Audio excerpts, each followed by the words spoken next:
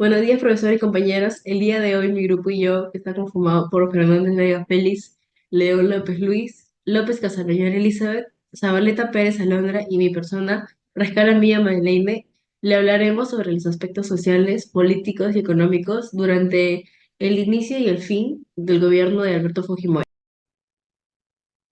Hola, mi nombre es Luis y el día de hoy voy a explicar un poco del contexto inicial en cómo Alberto Fujimori asumió la presidencia del país. Bueno, como un contexto inicial, todo esto ocurrió en los años 1990 a 1992.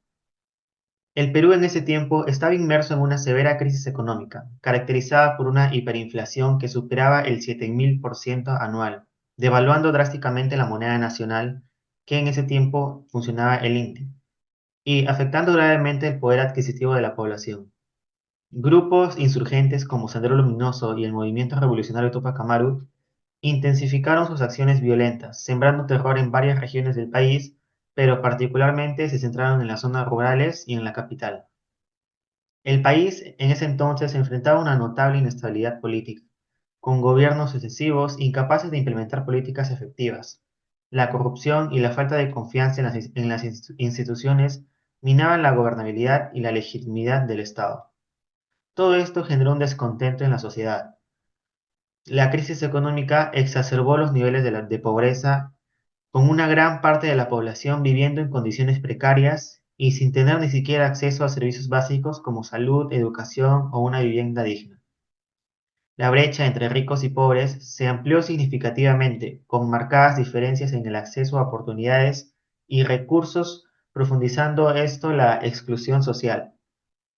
La violencia terrorista y la criminalidad que se presentaba en ese entonces contribuyeron a un clima de inseguridad, generalizando así, afectando tanto a las áreas urbanas como rurales del país. La corrupción y la ineficiencia del gobierno para manejar las crisis que se llevaban en ese entonces llevaron a una creciente desconfianza en las instituciones públicas, incluyendo el Congreso, el Poder Judicial y la policía. Todos estos factores formaron el contexto inicial en el cual Alberto Fujimori asumió la presidencia del Perú en 1990, enfrentándose a una situación extremadamente compleja y desafiante.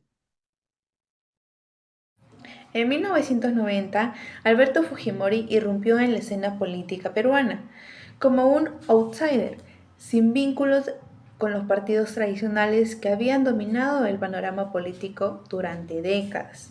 Su ascenso coincidió como una crisis profunda que sacudía a la nación. Hiperinflación, corrupción sistemática y una violencia creciente provocada por grupos terroristas como Sendero Luminoso y el movimiento revolucionario Tupac Amaru. El país estaba sumido a un caos sin precedentes. Fujimori se presentó ante los peruanos como el líder, capaz de rescatar la nación de esta situación desesperante. Prometió medidas drásticas para estabilizar la economía y restablecer el orden.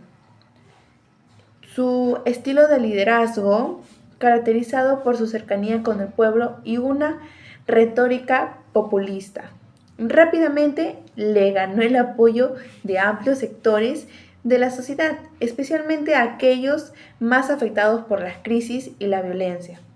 Los peruanos lo vieron como un salvador, entre comillas, que podía poner fin a años de sufrimiento e inestabilidad. Ahora para proseguir con el absolutismo del Congreso. El 5 de abril de 1992, en un movimiento que sorprendió a toda la nación, Fujimori anunció la disolución del Congreso y la suspensión de la Constitución de 1979, en un acto que sería considerado como el autogolpe. En un mensaje televisado, justificó su decisión argumentando que era necesario tomar medidas extremas para combatir la corrupción y el terrorismo, afirmando que el Congreso, dominado por una oposición que consideraba obstructiva, era un obstáculo para sus reformas. Con el respaldo decidido de las Fuerzas Armadas, Fujimori asumió poderes extraordinarios y consolidó un régimen autoritario.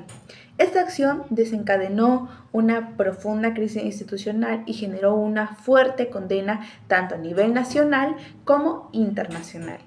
Sin embargo, inicialmente muchos peruanos apoyaron esta medida, viéndola como una última esperanza para estabilizar el país y erradicar la violencia y la corrupción. El autogolpe marcó el comienzo de una década de gobierno autoritario, caracterizada por la centralización del poder en el Ejecutivo y la representación de la oposición política. Durante su mandato, Fujimori implementó reformas económicas que lograron sí estabilizar la economía y llevó a cabo campañas militares que debilitaron significativamente a los grupos terroristas. Sin embargo, su administración también estuvo marcada por graves violencias de los derechos humanos y corrupción, factores que finalmente condujeron a su caída en el año 2000. Les hablaré sobre el gobierno autoritario, que gobernó entre 1992 y 1995. Implementó medidas de emergencia drásticas para abordar problemas económicos y sociales. Estas medidas incluyeron controles estrictos sobre la economía para controlar la inflación y reducir la violencia, aunque con resultados mixtos en su efectividad. Simultáneamente, el régimen impuso una fuerte represión y control sobre la sociedad. Esto se manifestó en restricciones severas a la libertad de prensa y persecución política a opositores y disidentes, y violaciones sistemáticas de los derechos humanos. Este periodo tuvo marcado por la censura mediática, detenciones arbitrarias y abusos de poder por parte de las autoridades, generando un clima de temor y resistencia reprimida entre la población. A continuación, propongo un ejemplo general de cómo podría ser un gobierno autoritario durante ese periodo. Por ejemplo, el control político. Los gobiernos autoritarios tienden a ejercer un control estricto sobre las instituciones políticas, limitando la participación política de la oposición y restringiendo la libertad de expresión y de prensa. Pueden importar censura y suprimir críticas. El poder centralizado es otro ejemplo. El poder suele controlarse en una sola figura o un pequeño grupo de líderes quienes toman decisiones de manera unilateral o con un círculo reducido de asesores cercanos. Otro ejemplo puede ser la economía controlada. A menudo estos gobiernos implementan políticas económicas centralizadas y controlan sectores a clave de la economía, con los recursos naturales y las industrias estratégicas.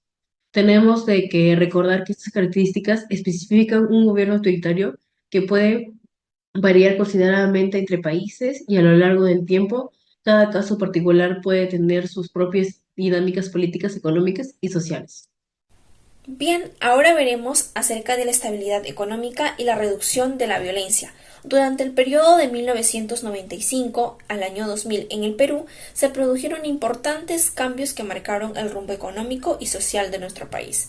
Como primer aspecto tenemos el crecimiento económico, con el crecimiento del PIB, donde nuestro país experimenta un crecimiento sostenido de Producto Interno Bruto, acompañado de las políticas económicas implementadas por el gobierno de Alberto Fujimori, incluyendo la liberalización del mercado y la promoción de la inversión extranjera, ayudando a reactivar la economía. Luego tenemos la reducción de la inflación. Se logró controlar la hiperinflación que había afectado gravemente al país en la década anterior. Medidas como la estabilización fiscal y la adopción de una política monetaria restrictiva fueron claves en este proceso. Luego tenemos el aumento del empleo. La creación de empleo se vio impulsada por la reactivación económica y el crecimiento de sectores como la minería, la construcción y los servicios. También los programas de infraestructura y reformas laborales contribuyeron a mejorar el panorama laboral. Luego tenemos las reformas estructurales, como las privatizaciones, que se llevó a cabo un amplio proceso de privatización de empresas estatales, lo que atrajo inversión extranjera y mejoró la eficiencia de los servicios. Empresas en sectores estratégicos como las telecomunicaciones, la energía, transporte, pasaron a manos privadas. Luego tenemos la apertura comercial, con la liberalización del comercio exterior, lo cual permitió una mayor integración del Perú en la economía global. Se redujeron aranceles y barreras comerciales, facilitando así el flujo de bienes y servicios. Seguidamente tenemos el otro aspecto, que es el combate al terrorismo, con estrategias de seguridad como la desarticulación de Sendero Luminoso y el MRTA. Se implementaron estrategias militares y de inteligencia que lograron desarticular a estos principales grupos terroristas, Sendero Luminoso y el movimiento revolucionario Tupac Amaru. Estas acciones incluyeron operaciones de captura de líderes insurgentes, como fue Abimael Guzmán, y el desmantelamiento de sus estructuras organizativas. También tenemos las operaciones de fuerzas especiales, como un ejemplo, la Operación Chavín de Guanta, realizada en el año de 1997. Que puso fin a la toma de la residencia del embajador japonés por parte del MRTA. Esa operación, realizada por las Fuerzas Especiales peruanas, fue exitosa en términos de eficiencia y precisión, consolidando la imagen del gobierno en la lucha contra el terrorismo. Luego tenemos el impacto social y político. La reducción de la violencia, la disminución de la actividad terrorista y la restauración del orden en diversas regiones del país permitieron una mejora en la calidad de la vida de los ciudadanos y la recuperación de la confianza en el gobierno. Luego tenemos, en cuanto a los derechos humanos, aunque se lograron avances significativos en la reducción del terrorismo, este periodo también estuvo marcado por controversias y denuncias de violaciones de derechos humanos por parte de las fuerzas de seguridad. Estos hechos generaron un debate sobre el equilibrio entre la seguridad y el respeto a los derechos fundamentales de los ciudadanos. Crisis política y corrupción. Debido a los cambios de la Constitución de 1995, Fujimori pudo ser reelegido y ganando con un 64% de los votos.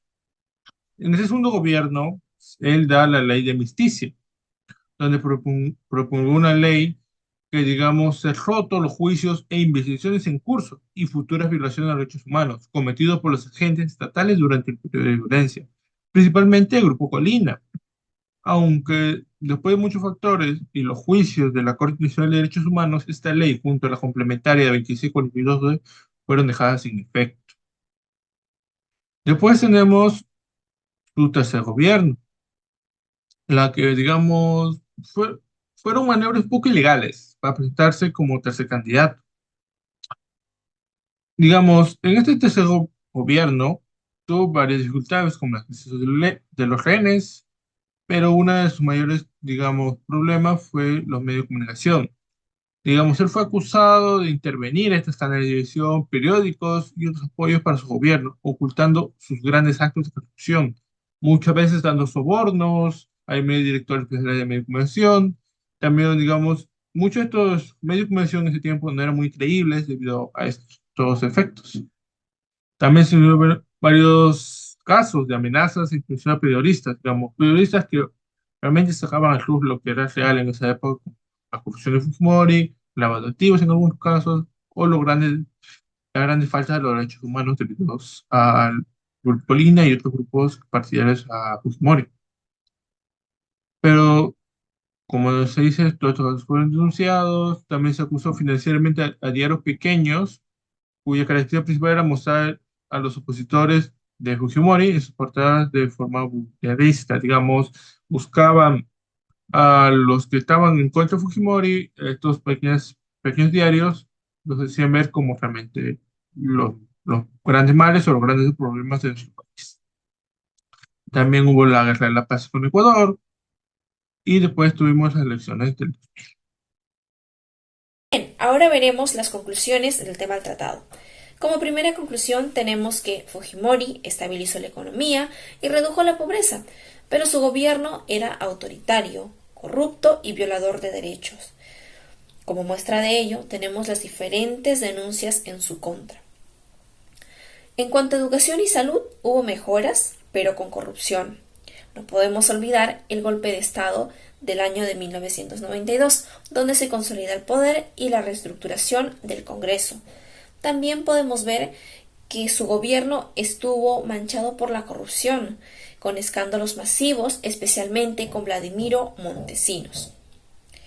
En cuanto a temas económicos, se estabiliza la economía gracias a las reformas que redujeron la hiperinflación. Gracias.